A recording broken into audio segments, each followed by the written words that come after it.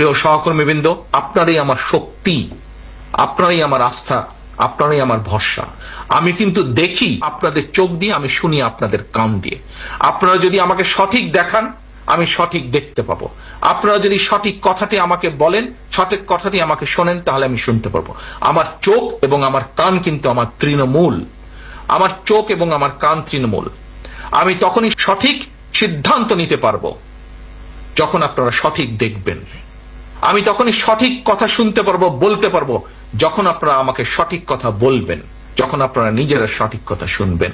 প্রিয় সহকর্মীবৃন্দ, আপনারই আমার শক্তি, আপনারই আমার আস্থা, আপনারই আমার ভরসা। আমার চোখ এবং আমার কান কিন্তু আমার তৃণমূল।